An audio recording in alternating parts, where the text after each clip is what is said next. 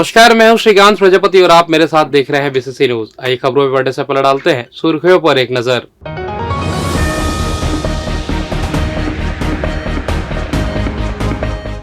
CIMS में बढ़ रहे मरीज, नहीं मिल रहा बेड।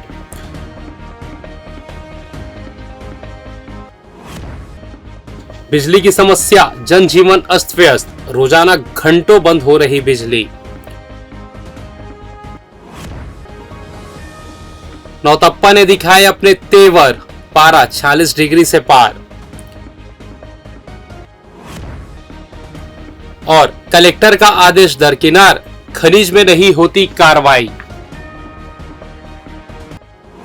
तो ये थी सुर्खी, अब खबरें विस्तार से। भीषण गर्मी की वजह से अस्पतालों में उल्टी, दस्त समेत अन्य मौसम बीमारियों की वजह से मरीजों का इलाज के लिए वे अस्पताल पहुंच रहे हैं। जिला अस्पताल सिम्स की ओपीडी में तो लंबी कतार लग रही है। इधर सिम्स में बेड को लेकर मरीज को परेशानियों का सामना करना पड़ रहा है। हाल ये है कि भर्ती करने की बात पर बेड ना होने का हवाला देते हुए दूसरे हॉस्पिटल में जाने की सलाह दी जा रही है।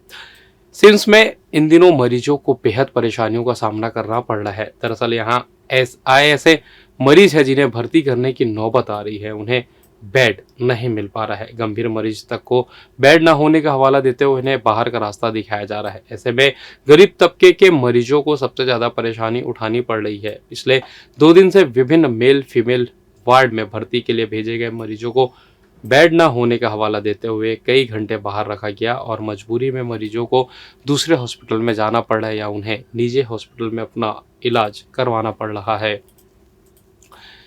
जिले में ई संजीवनी ओपीडी को पटरी पर लाने सीएमएचओ डॉक्टर प्रभात श्रीवास्तव ने जिला अस्पताल के सिविल सर्जन को निर्देश जारी किया है, जिसके बाद जिला अस्पताल के सिविल सर्जन ने ई संजीवनी ओपीडी ने डॉक्टरों की ड्यूटी लगाई गई है। आपको बता दें कि ई संजीवनी ओपीडी भारत सरकार का प्रमुख टेलीमेडिसिन प्लेटफॉर्म है, जिसे भारत सरकार के तत्वाधान में विकसित किया गया है और ये बहुत अच्छी तरह से काम कर रहा है।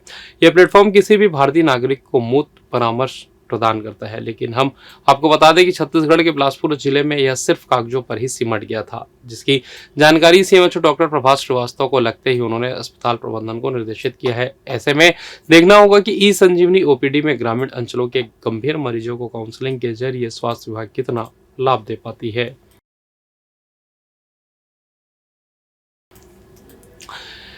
इधर कलेक्टर के निर्देश के बाद भी शहर की बिजली व्यवस्था सुधरने का नाम नहीं ले रही है। गुरुवार शुक्रवार की रात भी नेहरू नगर, जदिया तालाब, परिजात एक्सटेंशन, अर्चना विहार, वसुंधरा नगर, ओम नगर, दयालवन सहित कई इलाकों में बिजली बंद रही। शुक्रवार को तो जदिया तालाब क्षेत्र में सुबह पानी न आने के कारण निगम ने टैंकर भेजा तो लोग पानी के लिए बाल्टी लेकर टूट पड़े। इस साल भीषण गर्मी और बिजली की बदहाली ने शहर के लोगों का चैन छीन लिया है। गर्मी में रात भर बिजली गुल हो रही है। विभाग सुधार में नाकाम साबित हो रहा है। बिजली व्यवस्था लगातार चरमराई हुई है। लोग बिजली की आग मिचौली से काफी परेशान हैं। वहीं कलेक्टर के आदेश का भी बिजली विभाग के अधिकारी कर्मचारियों को कोई असर पड़ता नहीं दिख रहा है। इसका खामियाजा आम लोगों को भुगतना पड़ता है।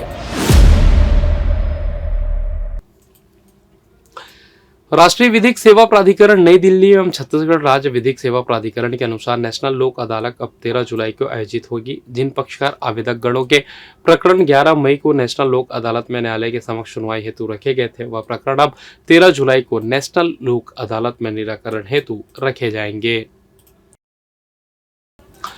नौतपा का 8वां दिन शनिवार को गर्म हवाएं चलने के साथ ही दिन भर कड़ी धूप रही। शाम को भी राहत नहीं मिली। रात 9 बजे तक गर्म हवाएं चलती रही, जिस वजह से लोगों को घरों में ही रहना पड़ रहा है।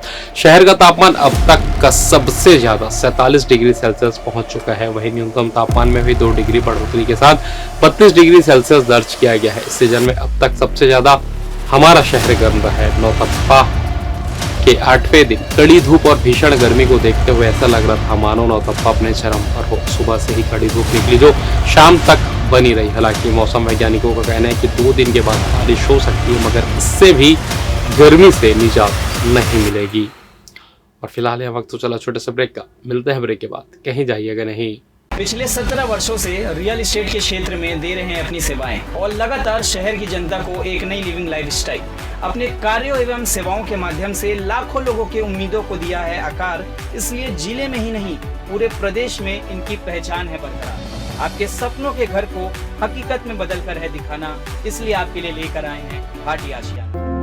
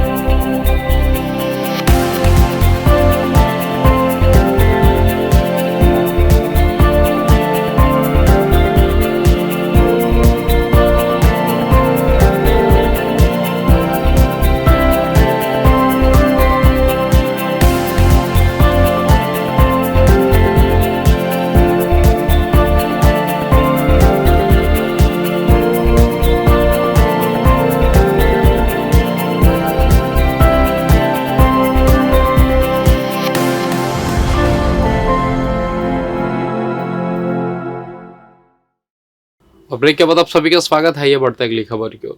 जिला कलेक्टर अवनीश शरण के निर्देश के बाद अब खनिज विभाग हरकत में आए हैं। लगातार अवैध खनिज उत्खनन और परिवहन मामले सामने आने के बाद भी खनिज माफिया बेफिक्र अपना कारोबार कर रहे हैं, जो नियमों को ताक में रखकर शासन को करोड़ों की क्षति पहुंचा रहे हैं। खनिज विभाग ने बीते 2 रातों की चेकिंग कार्रवाई में 9 वाहनों को पकड़ा है, जो रेत, चूना पत्थर और मुरुम का अवैध परिवहन कर रहे थे, जिससे स्पष्ट है कि खनिज माफिया अपनी मनमानी कर रहे हैं। बीती रात भी खनिज विभाग द्वारा ग्राम लोधीपारा, कोनी, सेंद्री, कछार, लोफंदी, मंगला, धुरीपारा, लोखंडी, नीरतू, घुटकू, मोपका, गतौरा, जयराम नगर एवं मस्तूरी क्षेत्र में रेत खदान एवं खनिज परिवहन कर रहे वाहनों की सघन जांच की।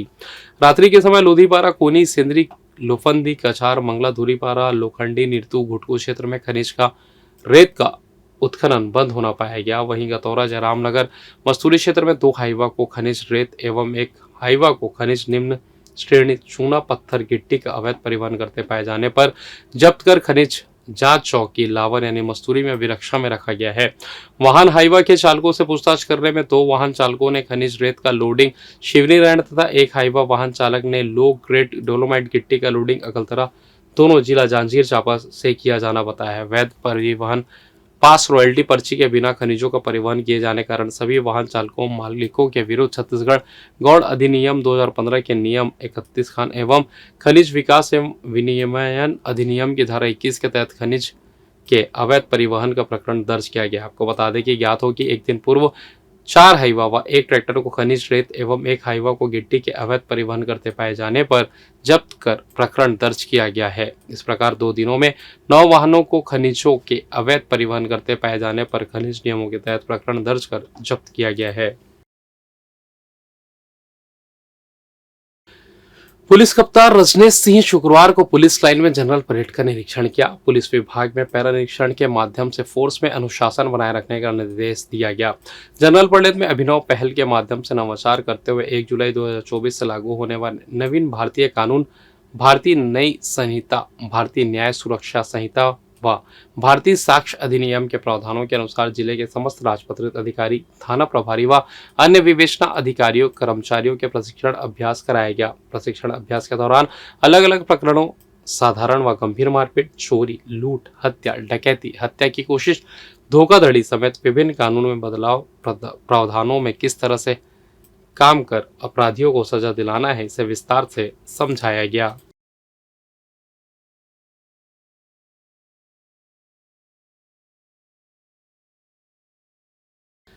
इधर नशे में धूत होकर कार चालक ने सड़क पर चल रही एक महिला पर अपनी कार चढ़ा दी, जिसमें वह बुरी तरह से घायल हो गई।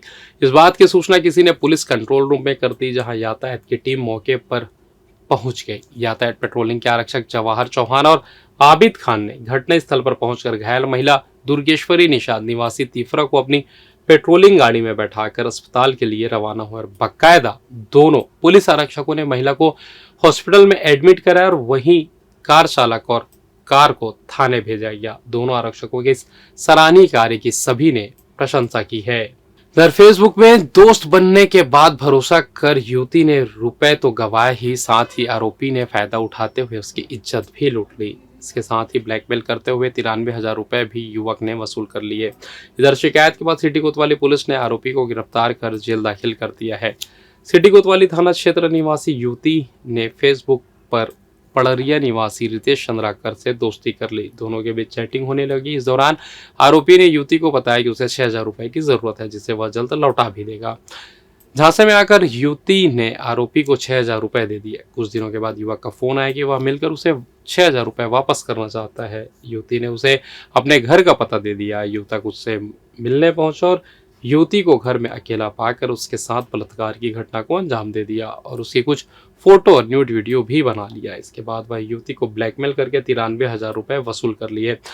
इधर इस मामले से परेशान होकर युवती ने इसकी शिकायत थाने में कर दी, जहां पुलिस ने मामला दर्ज कर आरोपी को गिरफ्तार कर जेल दाखिल कर दिया है। और फिलहाल इस बुलेटिन में बस इतना ही। मुझे दीजिए इजाजत, फिर होगी आपसे मुलाकात। तब तक देखते रहिए बीसीसी न्यूज। नमस्कार।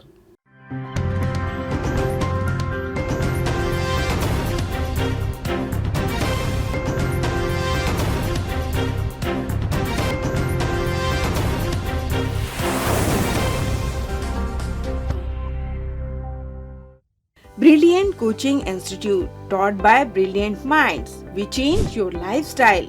Admission open. Regular classes for 4th to 12th. Foundation courses for CA, CPT, CS, ICWA, CLAT, HM, MBA, BBA, MCA, CAT, MAT, special coaching for spoken English, engineering and medical undergraduate course, crash course, PMT, NEET, PET, AIEEE. Hostel facility available for boys and girls. New batch, crash course plus foundation course and regular course started from 1st January 2024. Contact SK Banerjee, Palay Kumar Ghosh. Office address Balaji Plaza, ground floor, shop number 116, Hemunagar, Bilaspur, Chhattisgarh.